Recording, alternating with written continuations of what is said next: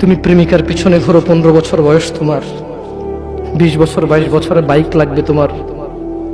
তোমার বাবা বিয়ে করা সত্ত্বেও সে তার যৌবন কাটাতে পারেনি তার বউয়ের সাথে, মানে তোমার মায়ের সাথে, তোমার জামা কাপড়ের ব্যবস্থার জন্য। তুমি বুঝো যুবক, তোমার বাবার বয়স এখন 40, সে তোমার মার কাছে আসলে আর অনুভূতি নেই, তার শক্তি কমে গেছে। তুমি বুঝবা না যুবক, 15 বছর বয়সে তুমি যত উত্তেজিত, তোমার বাবা 30 বছর বয়সে এরকম ছিল, সে আসতে পারেনি। তুমি পড়বা বলে, তোমার স্কুলের ফি লাগবে বলে, that much he loves you. তোমার বাবা তোমাকে এত ভালোবাসে। জি, তোমার এই খারাপ বাবাটা যে তোমাকে বাইক নিয়ে দেয়নি, তুমি নষ্টামি করো, মেয়েদের পিছনে করো, মোবাইল রিচার্জ করে দাও মেয়েদের, তোমাকে যে ডেইলি 500 টাকা করে দিতে পারে না। এই লোকটা যদি 60 বছর বয়স পায়, তার জীবনের 20টা বছর, সে এমন 20টা বছর, যে 20টা বছরে সে হাড় ভাঙা পরিশ্রম করতে পারত, করছে, তোমার মায়ের দেখা সে পায়।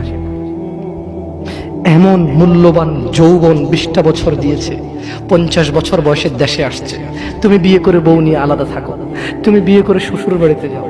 তোমার বাবা দেশে তো আসছে, তার যৌবন আর নেই, তার ওই সুখ স্বাচ্ছন্দ্য আর নেই।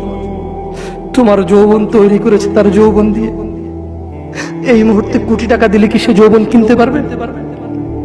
তোমাকে তোমার বাবা এত ভালোবাসে, আর আল্লাহ বলছে তোমার এই বাবা, যে বাবা ঘুষ খেয়ে তোমাকে মানুষ করার চেষ্টা করে বিদেশে পড়ালেখা করানোর, যে বাবা এই এলাকার চেয়ারম্যান হতেই হবে, না হলে নয়, এতগুলো মানুষের দায়িত্ব নিচ্ছে, অথচ সে নিজেও জানে দায়িত্ব পালনে সে ব্যর্থ হবে, শুধু তোমাকে R15 কিনে দেওয়ার জন্য, শুধু তোমাকে বিদেশে পড়ানোর জন্য।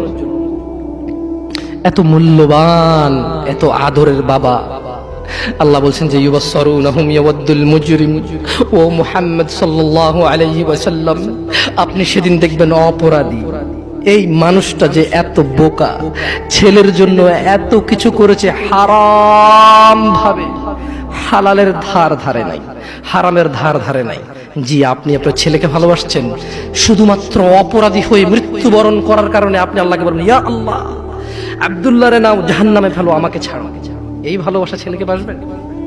এই ভালোবাসা বাসবে? ইন্না লিল্লাহি ওয়া ইন্না ইলাইহি রাজিউন।